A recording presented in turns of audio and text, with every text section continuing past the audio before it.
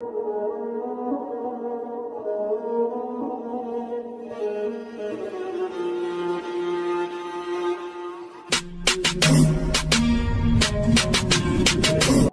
لوط پہ عذاب آیا، ہم جنس پرستی، مرد مردوں سے بدکاری کرتے۔ حضرت نوح نے سمجھایا کہ یہ کام درست فطرت کے خلاف ہے، یہ کام درست نہیں۔ جب انسان یہ کام کرتا ہے تو زمین اور آسمان کانپتے۔ اب میں کیسے کھول کے بتاؤں، میرے پاس اعداد و شمار ہیں کہ پاکستان کے اندر اس کام کی کیفیت کیا ہے اور کس طرح کر کے لوگ، میں تو رونا روتا رہتا ہوں داڑھی کا۔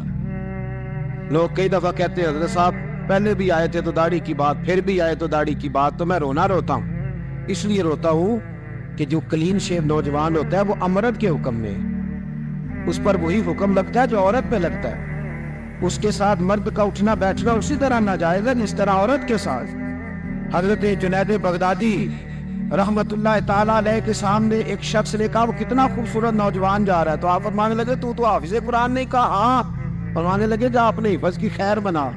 وہ شخص کہتا ہے میں نے اس بغیر داڑھی والے کلین شیو نوجوان کو بری نظر سے دیکھا، مجھے قرآن پاک ہی بھول گیا، سارا قرآن پاک بھول گیا۔ اور کتنے سال میں دعائیں کرتا رہا، بیت اللہ کے طواف کرتا رہا، میں یاد بھی کرتا تو نہیں ہوتا۔ کیسے اب تو ہمارا نعت کہاں بیوٹی پارلر سے ہو کے آتا ہے، ہم کسی اور کو کیا پیغام دیں؟ وہ پیغام، وہ نظام، وہ طریقہ کار جس کا حکم تھا شریعت میں، قوم لوط پر عذاب آیا۔ صحیح بیٹھتے ہوں گے بچے جو موٹر سائیکلوں پہ بیٹھتے ہیں، لیکن میں نے، یہ درد ہے، میں نے گجرانوالہ کی سڑکوں پہ بچوں کو، نوجوانوں کو جو تماشے کرتے سرے عام دیکھا ہے تو مجھے ڈر لگتا ہے۔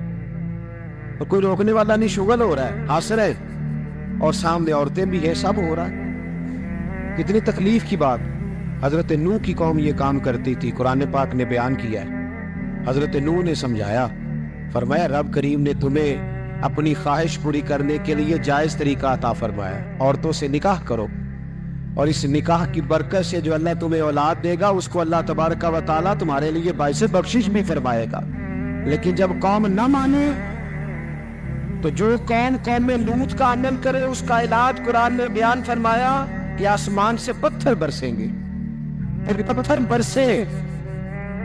پتھر برسے، اور جن کے بڑے بڑے اچھے دماغ تھے ان کے دماغ چکنا چور کر دیے گئے، تباہ کر دیے گئے، ان کے دماغ زمین پر بچھاڑ دیا گیا۔ پڑھو کیا، بارک اللہ فی اہلک و مالک، کہا کرو اللہ تیرے مال میں بھی برکت عطا فرمائے اور تیری اولاد میں بھی برکت عطا فرمائے۔ تو یہ دعائیں تو نبی پاک صلی اللہ علیہ وسلم نے سکھائیں، اور اگر اللہ خیر فرمائے کسی عالم نے کہہ دیا ہے تو آپ اس طرح کر کے اس کا غلط مفہوم نہ لے۔ کسی قاری صاحب نے، اور قاری صاحب کو شوق کوئی نہیں ہوتا پیسے اکٹھے کرنے کا، وہ تو کمیٹی والے کہتے ہیں نہ اکٹھے کیے تو چھٹی کرا دینی ہے، اس لیے وہ اکٹھے کر لیتے ہیں بیچارے کئی دفعہ اسپیکر کھول کے۔ تو اب وہ جو سن رہا ہے اس کا بھی پریشر بڑا ہوا ہے، کہتا ہے سون نہیں دیتا پہ بہن۔ تو بارک اللہ فی اہلک و مالک، اللہ تیرے اہل میں بھی برکت کرے، اللہ تیرے مال میں بھی۔ یعنی جب بھی تمہیں کوئی ہدیہ دے تو اس کے مال کے لیے بھی دعا کرو اور اس کی اولاد کے لیے بھی دعا کرو، یہ حضور نے ہمیں سکھایا۔ قرض ایک صحابی پہ بڑا چڑھ گیا تو حضرت عبداللہ ابن مسعود سے کہنے لگے قرضہ بڑا چڑھ گیا، فرمانے لگے تمہیں وہ دعا نہ سکھاؤں جو ہمیں نبی پاک نے سکھائی ہے؟ فرمایا اگر تمہارے اوپر پہاڑ کے برابر بھی قرضہ ہوگا تو اللہ تمہارے قرضے کا بندوبست فرما دے گا۔ اور مسئلہ یہ ہے دعائیں یاد کرنی پڑتی ہیں اور پڑھنی پڑتی ہیں، یاد کرنی پڑتی ہیں، اور ہم ہیں تعویذ پہ لگے ہوئے کہ کچھ لکھ کے دے دیں تاکہ باندھ لوں۔ دعا سکھائی نبی پاک نے، کیا فرمایا؟ اللہم اکفنی بحلالک عن حرامک واغننی بفضلک عمن سواک۔ فرمایا یہ دعا مانگا کرو، اے اللہ مجھے کفایت کرنے والا رزق عطا فرما اور مجھے حرام سے بچا، اور مجھے اپنے فضل کے ساتھ دوسروں سے بے نیاز کر دے۔ یعنی اس کا سادہ ترجمہ یہ ہے کہ اللہ بندوں کا محتاج نہ کر، مجھے اپنا محتاج۔ فرمایا یہ دعا پڑھو ادائے قرض کے لیے، ادائے قرض کے لیے یہ دعا پڑھو، اللہ تبارک و تعالیٰ پہاڑ کے برابر بھی قرضہ ہوگا تو تمہیں اللہ اس سے نجات عطا کر دے گا۔ نبی پاک صلی اللہ تعالیٰ علیہ وسلم نے ایک حدیث میں غصے کی دعا بھی بتائی ہے، ویسے میرے خیال میں لوگوں کو غصہ نہیں آتا آج کل، غصہ نہیں آتا، لوگوں میں تکبر آ گیا ہے، اپنے سے چھوٹے پہ غصہ آتا ہے، اپنے سے تگڑے پہ کیوں نہیں آتا؟ جس آدمی نے گلی پہ خیرات مانگنے والے پہ غصہ کیا وہ SHO صاحب پہ کیوں نہیں کرتا؟ غصہ تو غصہ ہے نا، سب پہ ہونا چاہیے، لیکن بڑا سمجھدار غصہ ہے۔ غریب آدمی کو دیکھ کے غصہ آتا ہے، امیر آتا ہے تو غصہ نکل جاتا ہے۔ تو میں تو کہتا ہوں لوگوں کو غصہ، اگر تجھے غصہ آتا ہے تو مار دیوار کے ساتھ ٹکر تیرے غصے کی سمجھ آئے۔ یہ کس قسم کا غصہ ہے جو غریب پہ ہی ہاتھ اٹھا رہا ہے؟ تو خدا را خیال پر، غریبوں کے حق میں بڑا غصہ، مجبوروں کے حق میں بڑا غصہ، ماتحتوں پر۔ اور اگر چودھری صاحب آ جائے تو پھر بہانہ بنا لیتے، کہتے غصہ تو مجھے بڑا آیا سی، پھر میں کیا میرے گھر آیا ہے، پھر بہانہ بنا لیا۔ ایسے نہیں کرو۔ نبی پاک صلی اللہ علیہ وسلم نے دعا سکھائی بخاری میں، فرمایا جب غصہ آئے تو پڑھا کرو اعوذ باللہ من الشیطان، آتی ہے نا دعا ماشاءاللہ، اعوذ باللہ من الشیطان، جب غصہ آئے تو یہ والی دعا پڑھ لیا کر۔ نبی پاک علیہ الصلوۃ والسلام نے ارشاد فرمایا کہ جب تمہارے بھائی کو چھینک آئے نا تو چھینک آنے والے کو کہنا چاہیے الحمدللہ۔ چھینک آئے اس نے کیا کہنا ہے؟ یاد ہو جائے گا کیا کہنا ہے؟ الحمدللہ۔ اور جو سنے اس نے کہنا یرحمک اللہ، کیا کہنا ہے؟ یرحمک اللہ، اللہ تجھ پہ رحم کر، یہ پڑھنا ہے اس کو۔ حضرت عبداللہ بن مبارک رحمۃ اللہ تعالی علیہ دریا کے کنارے کھڑے تھے، کشتی سے اترے تھے ابھی اور وہیں کھڑے تھے، تو ایک آدمی، دو چار لوگ کشتی میں کنارے سے آپ کے پاس سے گزرے، تو ایک کو چھینک آئی، اس نے کہا الحمدللہ۔ اب سنت ہے کہ جواب دو یرحمک اللہ، اللہ تیرے اوپر رحم فرما، جواب دینا تھا، لیکن وہ کشتی تیزی سے گزر گئی۔ حضرت عبداللہ بن مبارک رحمۃ اللہ تعالی علیہ نے ملاح کو بلایا، فرمانے لگے اس کشتی کا پیچھا کرنا ہے۔ وہ کہنے لگا سواریاں بیٹھیں گی تو جاؤں گا۔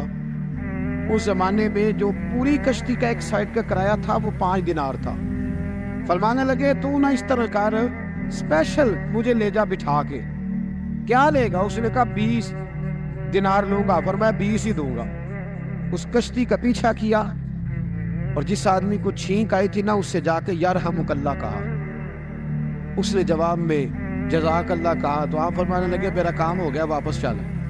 ملا دنیا دار تھا، وہ سوچنے لگا، پہلے تو اس نے سوچا میرا کیا ہے، 20 دینار تو ان کے گئے ہیں، لیکن جب اترنے لگے نا تو 20 دینار دیے یا 20 درہم دیے، تو وہ کہنے لگا حضرت جی صرف ایک لفظ کہنے کے لیے آپ نے اتنا پیسہ خرچ کر دیا؟ فرمایا لفظ کہنے کے لیے نہیں، اپنے مصطفیٰ کی سنت ادا کرنے کے، اپنے نبی پاک علیہ السلام کی سنت ادا کرنے کے لیے۔ یرحمک اللہ، اللہ تیرے اوپر رحمت کرے۔ کس طرح کا خوبصورت انداز سکھایا۔ دیکھیے ایک حدیث ترمذی شریف میں نبی پاک صلی اللہ علیہ وسلم نے فرمایا کسی بیمار کو دیکھ کے یا کسی مصیبت میں مبتلا آدمی کو دیکھ کے تم یہ دعا پڑھ لو، تمہیں کبھی وہ مصیبت نہیں آئے گی۔ کیسی خوبصورت دعا ہے۔ کسی مصیبت زدہ کو، بیمار کو دیکھ کے پڑھو، تمہیں کبھی وہ مصیبت الحمدللہ الذی عافانی مما ابتلاک بہ وفضلنی علی کثیر ممن خلق تفضیلا۔ اللہ تعالیٰ کا شکر ہے جس نے مجھے اس مصیبت سے عافیت دی، اور اس بیچارے کو یا تجھے اللہ نے مبتلا کیا، اور اللہ نے مجھے اپنی بہت ساری مخلوق پہ فضیلت دی ہے، یعنی اللہ نے مجھے بڑا اچھا رکھا ہوا ہے یار، میں تو الحمدللہ بڑا اچھا ہوں، دیکھو بیچارہ۔ یعنی یہ دعا بھی ہے اور اپنے اوپر شکر ادا کرنے کا ایک اعلیٰ حضرت فاضل بریلوی رحمت اللہ تعالی علیہ کو نا گلے کے اندر چھوٹی چھوٹی 2 پھنسیاں نکل آئی، تو اس زمانے میں طاعون کا مرض پھیلا ہوا تھا۔ ایک بڑے قابل حکیم کو لایا گیا، انہوں نے چیک کر کے کہا آپ کو تو طاعون ہو گیا ہے، اور مان لے کہ چل دوڑ جا، مجھے طاعون نہیں ہو سکتا۔ اس نے کہا جناب یہ گلے پہ بنا ہوا ہے اور سب کو پتہ ہے آج کل پھیلا۔ فرمایا سب کو ہو سکتا ہے، مجھے نہیں ہو سکتا۔ کیوں؟ فرمانے لگے ایک بندے کو طاعون ہوا تھا تو میں نے اسے دیکھ کے وہ دعا پڑھ لی تھی جو نبی پاک نے بتائی ہے، لہذا حضور کا فرمان ہے تو مجھے ہر بیماری آ سکتی ہے، پر یہ بیماری آ سکتی۔ وہ شخص کہنے لگا جی منہ میں بھی گلٹیاں چلی گئی، کھل نہیں رہا، کیا ہوگا؟ اعلیٰ حضرت نے کالی مرچ منگوائی، اسے پیس کے زبان کے نیچے رکھا تو ساری بیماری دور ہو گئی۔ اور مانے لگے بلاؤ نہ ذرا اس حکیم کو جو کہتا تھا طاعون ہو گیا ہے، وہ تو صحیح ہوتا ہی نہیں اتنی جلدی۔ فرمایا ہر چیز بدل سکتی ہے پر میرے نبی کا فرمان نہیں بدل سکتا، میرے رسول پاک علیہ السلام کا فرمان نہیں بدل سکتا۔ تو عزیز دوستو، نبی پاک. اب بڑی خوبصورت بات آئی, ساری خوبصورت تھی, بڑی پیاری بات آئی. دنیا میں سب سے حسین چہرہ اللہ نے اپنے رسول کو عطا فرمایا ہے. نبی پاک کا چہرہ بھی حسین ہے. مکھ چند بدر شاہ شانی ہے, متھے چمک دی لاٹ نورانی ہے, کالی زلف تے اکھ مستانی ہے, مخمور اکھی اینر مدبری. پیارا چہرہ ہے حضور کا. جتنا چہرہ پیارا تھا اتنے ہی حضور کے اخلاق بھی بڑے پیارے تھے.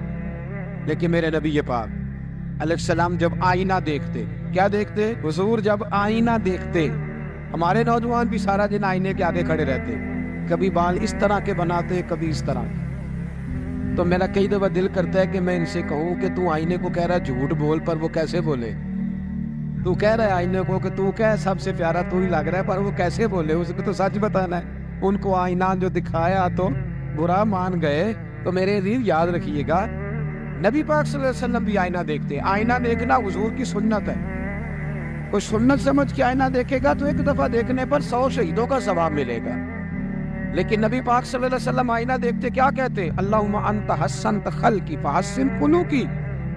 یا اللہ, یہ دیکھے حضور نے ہمیں سکھایا ہے, یا اللہ جس طرح تو نے میری صورت اچھی بنائی ہے میری سیرت بھی اچھی بنا دے. یہ ہمیں سکھانے کے لیے دعا. یا اللہ جس طرح صورت اچھی بنائی ہے, جس طرح تو کہتا ہے نا اس دفعہ اس وقت دیکھ لو کپڑوں پہ کوئی داغ نہیں, تو دعا کیا کر باطن کے بھی اللہ داغ دور فرما دے, یہ والا سارا معاملہ بھی ٹھیک ہو جائے. تو آخر کی طرف آتا ہوں. فرمایا جب کھانا کھانے لگو تو دعا مانگو, اور ایک روایت میں فرمایا یہ دعا پڑھ لو, کھانے میں زہر بھی ہوگا تو تم پہ اثر نہیں کرے گا. کھانے پہ ایسے میں بڑی تکلیف سے کہتا ہوں کہ آج بھی ہمیں کہنا پڑتا ہے کہ بہت سارے لوگ ایسے ہیں جو ابھی بھی کھانے سے پہلے بسم اللہ نہیں پڑھتے. یار بڑے افسوس کی بات نہیں, بڑے افسوس. حضور نے دعا سکھائی, میں یہ دعا پڑھو گے تو زہر بھی ہوگا تو اثر نہیں کرے گا. بسم اللہ الذی لا یضر مع اسمہ شیء فی الارض ولا فی السماء یا حی یا قیوم, جس کی برکت سے زمین و آسمان میں کوئی چیز بھی نقصان نہیں دیتی, اور اے اللہ اے ہمیشہ زندہ رہنے والے اور قائم رہنے والے. اور ان کی طرف دعوت توحید دینے کے لیے اللہ تعالیٰ نے حضرت ہود علیہ السلام کو بھیجا. ہود علیہ السلام نے قوم سے کہا کہ میں تم سے کسی چیز کا اجر طلب نہیں کروں گا, میرا اجر میرے اللہ کی بارگاہ میں ہے, پاس تم اپنے رب سے بخشش مانگو, پھر اس کی بارگاہ میں توبہ کرو, اللہ تعالیٰ تم پر موسلا دار بارش برسائے گا اور تمہاری قوت میں اضافہ فرمائے گا. قوم عاد نے دعوت حق کو رد کیا اور ایمان نہ لائے, بلکہ ہود علیہ السلام پر طنز کیا. وہ کہنے لگے کہ ہمارے تو معبودوں نے, ہمارے بتوں نے معاذ اللہ آپ کو پاگل بنا دیا ہے, آپ کو مجنون بنا دیا ہے. الٹا حضرت ہود کو کہنے لگے اس لیے آپ ایسی باتیں کرتے ہیں. ہود علیہ السلام نے کہا میں اللہ کو گواہ بناتا ہوں اور تم بھی گواہ رہنا کہ میں تمہارے شرک سے بری ہوں, اور میں اللہ پر توکل کرتا ہوں, اور میں نے رسالت کا حق ادا کر دیا ہے. آیت نمبر 58 میں اللہ تعالیٰ نے فرمایا جب ہمارے عذاب کا وقت آ گیا تو ہم نے اپنی رحمت سے ہود اور ان کے ساتھ مومنوں کو نجات عطا کی. قوم عاد نے اللہ کی نشانیاں اور رسولوں کو جھٹلایا اور دنیا اور آخرت میں لعنت کے حقدار ہوئے. آیت نمبر 61 میں پھر سے حضرت صالح علیہ السلام اور ان کی قوم سمود کے حالات کو بیان کیا گیا. حضرت صالح نے کہا ہے میری قوم اللہ وحدہ لا شریک کی عبادت کرو, اس سے بخشش طلب کرو, اس کی بارگاہ میں توبہ کرو, اس نے تمہیں زمین سے پیدا کیا ہے, اس پر آباد کیا. جواب دیا ہے صالح ہمارے آباء و اجداد کے معبودوں کی عبادت کو روکنے سے پہلے ہمیں آپ سے بڑی امیدیں تھیں, اور اب آپ ہمیں روکنے لگ گئے ہیں باپ دادا کے دین سے, لیکن اب ہمیں آپ کی دعوت کے بارے میں شکوک ہیں. صالح علیہ السلام نے اپنی قوم سے کہا کہ یہ اللہ کی اونٹنی ہے اور یہ تمہارے لیے نشانی ہے, اسے چرنے کے لیے آزاد چھوڑ دو اور اسے تکلیف نہ دینا. اللہ اکبر, ورنہ تمہیں عذاب پہنچے گا. انہوں نے اونٹنی کی کونچیں کاٹ ڈالی. صالح علیہ السلام نے کہا تم صرف 3 دن اپنے گھروں میں مزے اٹھا لو, 3 دن, پھر اللہ کا یقینی عذاب آئے گا. پھر ایک چنگاڑ نے ان کو آ دبوچا, وہ اپنے گھروں میں گھٹنوں کے بل اوندے پڑے رہ گئے. صرف صالح علیہ السلام ان کے ساتھ اہل ایمان اس عذاب سے بچے. یہ 3 قوموں کا ذکر ہو گیا, نوح علیہ السلام کی قوم کا بھی, ہود علیہ السلام کی قوم کا بھی, اور حضرت صالح علیہ. آگے اللہ تبارک و تعالیٰ نے آیت نمبر 69 میں اس بات کا بیان فرمایا کہ حضرت ابراہیم علیہ السلام کے پاس فرشتے بشری شکل میں آئے، انسانی شکل میں. انہوں نے اجنبی مہمانوں کے لیے بچڑے کا بھنا ہوا گوشت تیار کرایا. آپ یقین کریں کچھ باتیں لوگ ایسی بیان کرتے ہیں کہ جن کو نہ سن کے بندے کا دل کرتا ہے کہ اس بندے کو بتائیں کہ یار یہاں تو دین سارا پڑھ. ایک صاحب مجھے کہنے لگے جی میں ایک پیر صاحب کے پاس گیا تھا تو بڑی مرغن غذائیں تھیں، انہوں نے میری بڑی خدمت کی پر مجھے نہیں اچھا لگا، پیروں کو چاہیے سادی روٹی رکھیں. میں کہ تو پیراں واسطے لسٹ بنا خاں انہوں نے کس طرح نہ ہونا چاہیے. یہ بہت بڑی مصیبت ہے. اگر آپ سادہ کھانا کھلا دیں تب بھی اعتراض ہے، اچھا کھلا دیں کہنے رولا ہے کوئی پیر چوکھے مالدار، دونوں طرف سے مسئلہ. تو کہنے لگا جی نہیں پیروں کا کیا کام ہے، وہ کڑائیاں اور وہ سارے. تو پھر میں نے انہیں کہا کہ آپ اس طرح کریں، گھر جا کے نا تو 12ویں سپارے کی تلاوت کریں. حضرت ابراہیم نے اپنے مہمانوں کے لیے بھونا ہوا کھانا تیار فرمایا تھا. تو آپ کیا کہیں گے کہ حضرت ابراہیم درویش نہیں تھے؟ عجیب بات ہے بھائی، آپ ہر بات میں اڑ جاتے ہیں. دین ہم نے وہ لینا ہے جو اللہ کا قرآن ہمیں دیتا ہے اور رسول اللہ کی حدیث ہمیں دیتی ہے. جب انہوں نے دیکھا کہ مہمان کھانے کی طرف ہاتھ نہیں بڑھا رہے تو ان کو ڈر محسوس ہوا. حضرت ابراہیم کو فرشتوں نے کہا کہ ہمیں قوم لوط علیہ السلام کے عذاب کے لیے بھیجا گیا ہے. حضرت ابراہیم کی بیوی کھڑی تھی، اس پر وہ مسکرائیں تو فرشتوں نے اللہ کی طرف سے انہیں حضرت اسحاق علیہ السلام اور اس کے بعد حضرت یعقوب علیہ السلام کی بشارت عطا. اسحاق علیہ السلام حضرت ابراہیم کے بیٹے ہیں اور یعقوب علیہ السلام پوتے ہیں، اور یعقوب علیہ السلام کے بیٹے یوسف علیہ السلام. ہاں اللہ اگر چاہے تو 7 نسلوں میں نبوت رکھ دیتا ہے اگر اس کی منشا ہو. تو حضرت یعقوب کی بشارت دی. انہوں نے حیرت سے کہا کہ ہم دونوں میاں بیوی تو بوڑھے ہیں، اس عمر میں اولاد کیسے ہوگی؟ تو فرشتوں نے جواب دیا اے ابراہیم کے گھر والو، تم پر اللہ کی رحمتیں اور برکتیں ہوں. اللہ کی قدرت پر تمہیں کیوں تعجب ہے؟ اللہ فرماتا ہے کہ بیٹے کی بشارت سن کر ابراہیم کا خوف دور ہو گیا اور پھر وہ قوم لوط کے بارے میں گفتگو کرنے لگے. ابراہیم بہت بردبار، اللہ سے آہوزاری کرنے والے اور اس کی طرف رجوع کرنے والے تھے. اللہ تعالیٰ نے حضرت ابراہیم علیہ السلام کو فرمایا اے ابراہیم اس گزارش سے آپ گریزاں رہیں، اس کا یقینی فیصلہ ہو چکا ہے اور ان پر نہ ٹلنے والا عذاب نازل ہو کے رہے گا. وہ کیا گناہ کرتے تھے؟ لوط علیہ السلام کی قوم میں نے بتایا تھا، مرد مردوں سے بدفعلی کرتے. تو حضرت ابراہیم نے بھی عرض کی، بار بار گزارش کی، بحث کی کہ اللہ مہربانی فرما ان کا عذاب. آپ دیکھیں نبیوں کے حوصلے کتنے بڑے ہیں.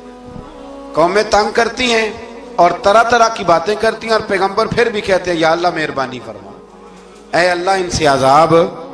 آیت نمبر 77 میں حضرت لوط علیہ السلام کی قوم کی بدعمالیوں اور لوط علیہ السلام کے اپنی قوم کو بدعمالیوں کے باعث فرشتوں کی آمد، قوم کے بدعمال لوگوں کے دوڑ کر آنے اور حضرت لوط کو ان کے سمجھانے اور ان کے انکار پر مضطرب ہونے کا ذکر ہے، جس پر فرشتوں نے حضرت لوط کو تسلی دی کہ آپ فکر نہ کریں، ہم آپ کے رب کے فرشتے ہیں، یہ آپ اور ہم تک نہیں پہنچ سکیں گے.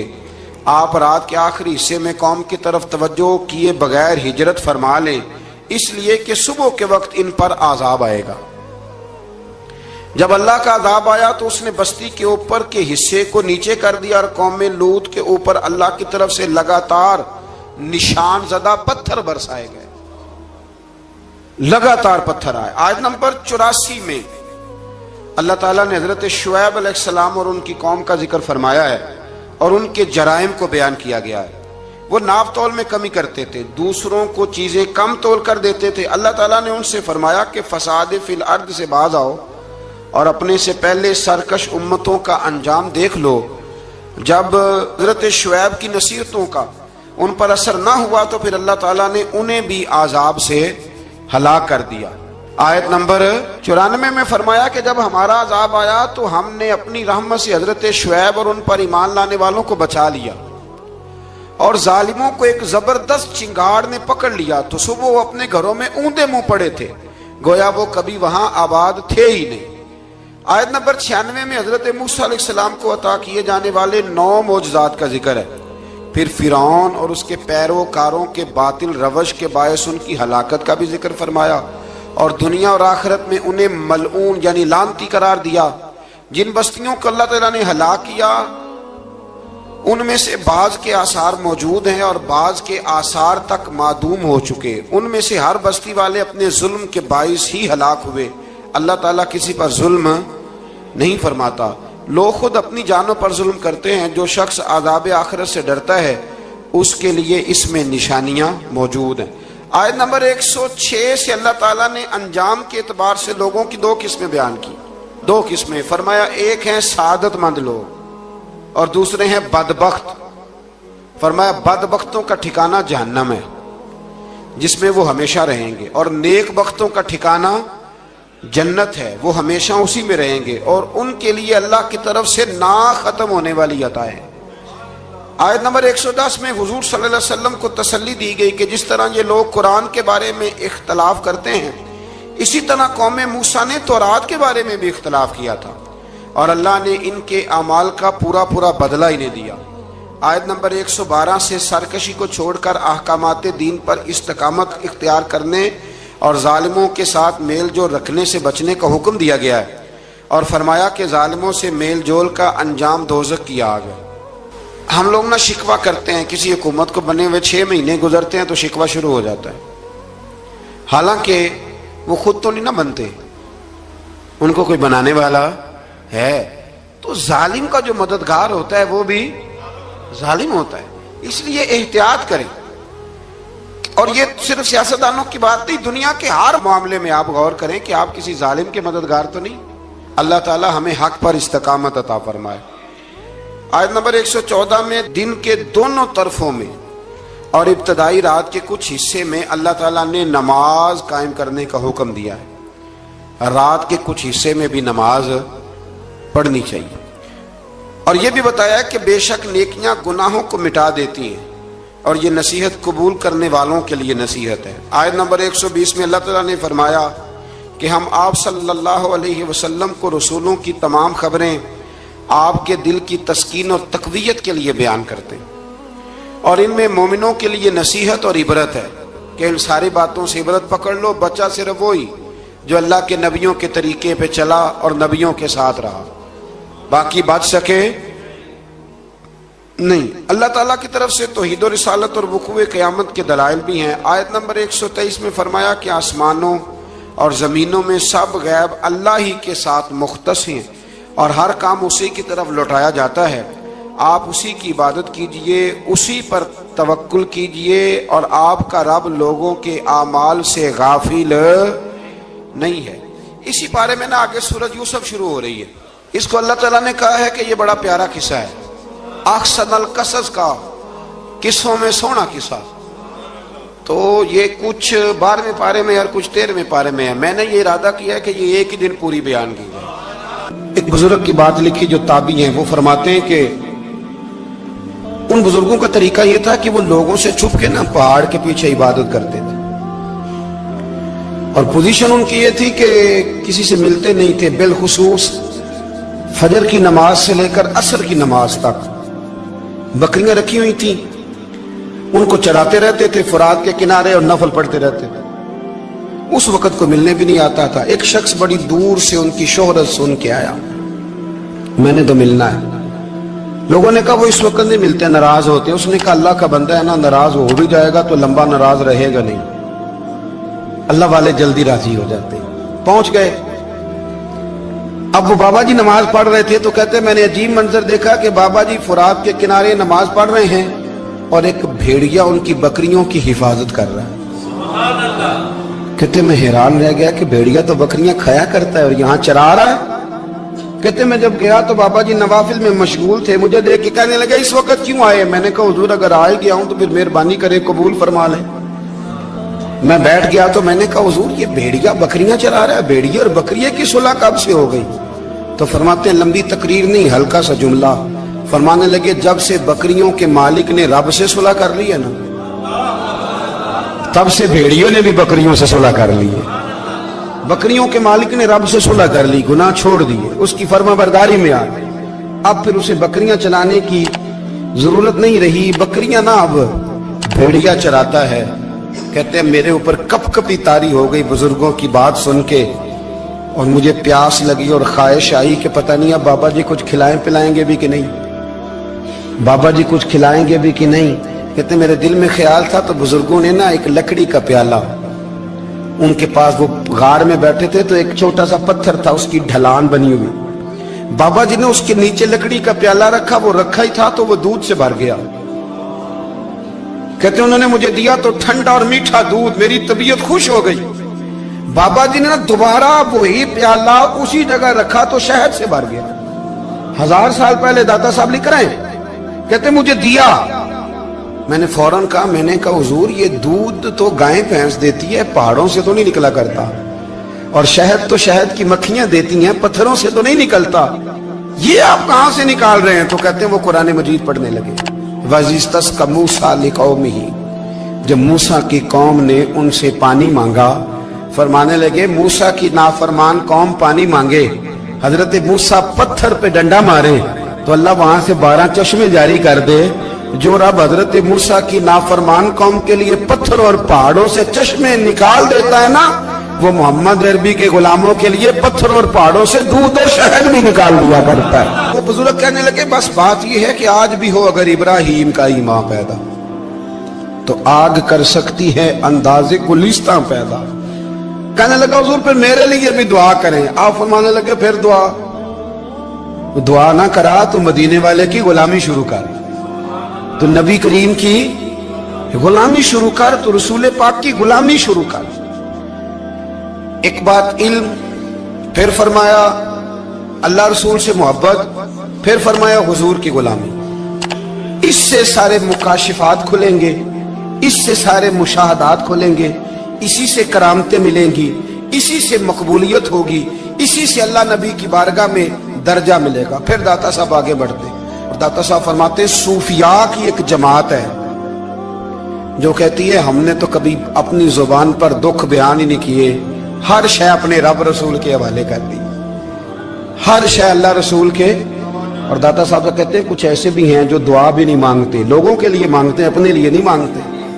آپ دعا کیوں نہیں مانگتے؟ تو کہتے ہیں اللہ کو تو پتہ ہی ہے ہمیں کیا چاہیے, اسے تو پتہ ہی ہے. ایک بزرگ کی بات لکھی ہے داتا صاحب نے, میری جماعت میں نا مزاج ہے کرامتوں کا. مجھے وہ ساری باتیں بھی آتی ہیں کہ ایک بندہ کراچی سے آیا, داتا صاحب حاضری دی تو اس کی لاٹری نکل آئی, یہ بھی مجھے آتی ہے, لکھی پڑھی ہے میں نے, کتابوں میں ہے یہ بھی. ایک بندہ, یہ ساری باتیں نا آتی ہیں کرامتوں میں, بڑی ساری چیزیں لوگ بیان کرتے ہیں کہ میں وہاں آیا اور میں نے حاضری دی تو موج لگ گئی. یہ ساری باتیں آتی ہیں. ہمارے پرانے بزرگ اور بھی قصے سنایا کرتے تھے, ساری ہمیں چیزوں کا پتہ, پر جو عنوان ہے نا وہ حضرت شیخ ابو نور کہتے ہیں کہ ایک بندہ داتا صاحب کے مزار پہ گھوم رہا تھا, داتا 10 روپے دے, 10 روپے دے, 10 روپے دے. تو ایک بندہ بڑی دیر سے اسے دیکھ رہا تھا, وہ کہنے لگا داتا نے تجھے کیا دینا ہے؟ ادھر آ میں دوں. اس نے 10 دیے. بندہ بڑا حسین تھا, ہنس پڑا, کہنے لگا داتا تیرے بھی صدقے جاؤں. دلانے لگا تو منکر سے ہی دلوا دیے, جو نہیں مانتا اسی سے دلوا دیے. وہ بڑا پریشان ہوا, میں اور چکر میں تھا, اس نے میرے اوپر جڑ دیے بات. کہنے لگا داتا تیرے صدقے جاؤں. تو یہ ساری باتیں کتابوں میں موجود ہیں, لوگوں نے اپنے اپنے مشاہدات جو جس کے ساتھ پیش آیا اس نے بیان کیے ہیں. بہت ساری باتیں قابل بیان ہیں, پر جو عنوان ہے میں اس پہ رہنا چاہتا ہوں. داتا صاحب رحمت اللہ علیہ فرماتے ہیں ہماری تعلیمات ہیں کہ اپنے دکھ درد دنیا داروں سے بیان نہیں کرنے, سوال کا دروازہ لوگوں کے سامنے کھولنا. اللہ والوں سے کہیں گے کبھی کہنا ہوگا تو دنیا داروں سے کہنا. کہتے ہیں ایک شیخ احمد نام کے بزرگ تھے, ساری زندگی کسی کو کام نہیں بتایا, ساری زندگی بڑی مشکلات آئیں, پر کبھی اپنی ذات پر سوال کا دروازہ نہیں کھولا. ایک ایسی مشکل آئی کہ جو حل ہی نہیں ہوتی تھی. کسی نے ان پر کوئی الزام لگا دیا. ابو مسلم نام کا ایک بادشاہ تھا, اس کی حکومت تھی, اس نے پکڑ کے قید میں ڈال دیا. اب قید میں ہیں, جرم لگ گیا ہے, فرد جرم عائد ہو گئی ہے, جیل میں ہیں. لوگ کہنے لگے حضرت جی اپنی صفائی میں کچھ کہیں. فرمانے لگے ساری زندگی بندوں سے کچھ نہیں کہا, اللہ رسول کو پتہ ہے میں بے گناہ ہوں, مجھے کہنے کی ضرورت نہیں. داتا گنج بخش علی حجویری نے لکھا ہے, داتا صاحب کہتے ہیں تو یقین کامل تو پیدا کر, تو ایمان تو پختہ کر, दाता साहब कहते हैं वो अबू मुस्लिम जो बादशाह था वो नेक आदमी था, उसे रात को ख्वाब में नबी करीम की ज़ियारत नसीब हुई और हुजूर सैयद आलम सल्लल्लाहु अलैहि वसल्लम फरमाने लगे तूने अल्लाह का एक नेक बंदा जेल में डाल दिया, डर नहीं आता, वो तो बेगुनाह है। बादशाह आधी रात को खुद उठा। दादा साहब फरमाते हैं किसी गार्ड को नहीं भेजा, पुलिस वाले को नहीं भेजा, जेलर से नहीं, खुद गया, जाके जेल का दरवाजा खोला, दरवाजा खोल के उस दरवेश को आजाद किया, कहने लगा बाबा जाओ, मुझे पता चल गया बेगुनाह है। बाबा जी सलाम करके जाने लगे तो बादशाह फिर आगे आया, हाथ बांधे, हाथ चूमे, कहने लगा हुजूर आप बड़े नेक हैं, मेरे लिए कोई हुक्म हो तो बताइएगा, मेरे लायक को खिदमत हो तो बताइएगा। तो शेख अहमद फरमाने लगे तुझे अभी भी समझ नहीं आई, तुझे अभी भी नहीं समझ आई। कहने लगा हुजूर क्या? फरमाने लगे जो तहज्जुद के वक्त तुझे उठा के मुझे रिहा करने भेज सकते हैं वो मेरी कोई जरूरत बाकी रहने देंगे? मुझे कोई जरूरत पड़ेगी किसी और को कहने की? जो तहज्जुद के वक्त तुझे उठा के भेजते हैं कि जा खोल जाके दरवाजा, वो जरूरत रखेंगे मेरी? जरूरत मुझे रहेगी कि मैं तुझे और कोई काम, अभी में तुझे समझ नहीं आई? तो दाता अली अजमेरी रहमतुल्लाह अलैह फरमाते हैं असल में हमारी तबीयत है, हमने बंदों से दिल लगा लिया है, दिल अल्लाह रसूल से लगाओ, किसी बंदे से लगाना तो उससे लगाओ जो अल्लाह वाला हो।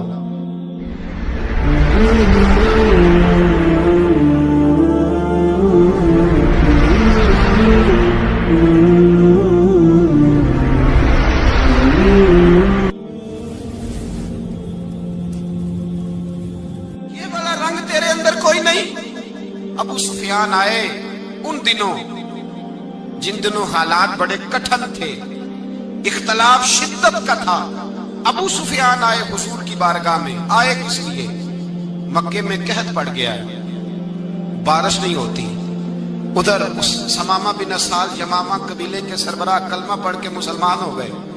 सारी गंदम उस कबीले से आती थी। समामा कहने लगा तुम मेरे मुस्तफा को नहीं मानते, कोई गंदम नहीं, भाग जाओ। एक बारिश कोई नहीं, दूसरी गंदम कोई नहीं। अबू सुफियान तड़प के दरे रसूल पे हाजिर हुए। अभी थोड़े दिन गुजरे हैं, ओहद में हुजूर के दांत शहीद किए, अभी थोड़े दिन गुजरे हुजूर को सताया है, अभी थोड़े दिन गुजरे हजरत अमीर हमजा का कलेजा निकाल के चबाया है, अभी थोड़े दिन गुजरे हजरत अनस बिन नजर की गर्दन काटी, अभी थोड़े दिन गुजरे अब्दुल्ला बिन जहाज के टुकड़े किए, अभी थोड़े दिन गुजरे हुजूर को सताया, तड़पाया है। पर हजरत अली शेर खुदा फरमाते मैं मानने वाला उस रसूल का हूं जिसके दांत शहीद हो गए, ओहद के अंदर सारी दाढ़ी लहू से भर गई। फरमाते मैं रो पड़ा और मैंने कहा महबूबा आप नहीं मुझसे बर्दाश्त होता, दुआ करें अल्लाह इन पे अज़ाब नाज़िल करे। उठाए हाथ, आप दुआ करेंगे तो अल्लाह तबारक व तआला दो पहाड़ियों में पीस डालेगा। हजरत अली कहते हैं मैंने अर्ज की तो हुजूर ने हाथ उठाए और दुआ क्या दी, अल्लाहुम्मा हदी कौमी फइन्नहुम ला यअलमून, ऐ अल्लाह मेरी कौम को हिदायत दे दे, ये जानते नहीं ये क्या कर रहे हैं। अल्लाह इन्हें हिदायत दे। ये इखलाक हसना का मेयार। थोड़े दिन पहले हुजूर के साथ ये रवैया। अबू सुफियान अब बेहाल हो गए, बच्चे भूख से मरने लगे, जानवर प्यास से मरने लगे। अबू सुफियान छुपता छुपाता कहने लगा चारा कोई नहीं, मुस्तफा के पास जाना ही पड़ेगा। अबू सुफियान मदीने पहुंच गए। जब पहुंचे ना तो अबू सुफियान की अपनी साहिबजादी हजरत उम्मे हबीबा उम्मुल मोमिनीन थी, रसूलुल्लाह की ज़ौजा थी। अबू सुफियान जब आए तो हजरत उम्मे हबीबा के पास सीधे उनके घर गए बेटी से मिलने। हुजूर का बिस्तर बिछा हुआ था, हजरत उम्मे हबीबा हुजूर की ज़ौजा उम्मुल मोमिनीन बिस्तर बिछा है। अबू सुफियान बैठने लगे, जनाब उम्मे हबीबा कहने लगी अब्बा जी ठहर जाएं। वो ठहरे तो बिस्तर समेट दिया। कहने लगे बेटी शायद तेरे घर में कोई कीमती बिस्तर नहीं, गुर्बत छुपाने के लिए बिस्तर समेट रही हो। जनाब उम्मे हबीबा कहने लगी अब्बा तो मुसलमान नहीं ना हुआ, अभी तेरी सोच काफिरों जैसी है, तू यहाँ आके खड़ा हो ना जहाँ मैं खड़ी हूँ, फिर तुझे रसूलुल्लाह की मोहब्बत के रंग का पता चले। तू अभी खड़ा वहां है जहाँ तुझे कुफर ही कुफर सुनाई और सुझाई देता है। बिस्तर इसलिए नहीं समेटा कि माज अल्लाह कम कीमत था, मैंने इसलिए समेटा है कि तू नजस है, नापाक है, अभी कलमा नहीं पढ़ता। और ये उस रसूल का बिस्तर है कि जो बिस्तर में मौजूद होते हैं तो जिब्रील अमीन कुरान लेके तशरीफ ले आते हैं। तेरा वजूद इस काबिल नहीं कि यहाँ बिठाया जाए। नबी पाक सल्लल्लाहु अलैहि वसल्लम की बारगाह तक अबू सुफियान आए। ابو سفیان کہتے ہیں مجھے امید نہیں تھی، ابھی سوچ نہیں نا بدلی تھی، کہتے مجھے امید نہیں تھی، میرا خیال تھا وہ شکوے کریں گے، شکایتیں کریں گے، وہ کہیں گے تم نے بھی تو بڑا کچھ کیا ہے نا۔ ابو سفیان کہتے ہیں میں قربان جاؤں، میں نے یہ رنگ دیکھا تو مدینے کی فضا ویسے ہی بڑی ٹھنڈی تھی، لیکن مصطفیٰ کریم کے ساتھ جب میں نے بات کی تو میرے وجود پر گریہ طاری ہو گئی، میرے اوپر کیفیت طاری ہو گئی، میں تڑپنے لگا۔ کہتے ہیں میں نے کہا محبوبہ میں آیا ہوں، آپ کا کلمہ پڑھتے ہی سمامہ نے گندم بند کر دی ہے، بارشیں رک گئی ہیں، مکے کے لوگ بھوک اور پیاس سے مرنے لگے ہیں، محبوبہ بیٹیاں روتی ہیں، یا رسول اللہ مائیں ان کی چھاتیوں میں دودھ خشک ہو گیا ہے، بچے بلکتے ہیں۔ ابو سفیان کہتے ہیں میں دشمن تھا، سارے مکے کے لوگ دشمنی کرتے تھے، لیکن جب میں نے یہ لفظ کہے نا اچانک میری نظر اٹھی تو مصطفیٰ کریم کی تو آنکھیں آنسو برسا رہی۔ کہتے میری بات بھی مکمل نہ ہوئی، حضور نے پہلے رکا منگوایا، سمامہ کے نام فرمایا پہلے تو انہیں غلہ اپنی مرضی سے دیتا تھا، اب تیرے نبی کا حکم ہے کہ پہلے سے بڑھ کر تو انہیں غلہ دینا ہے۔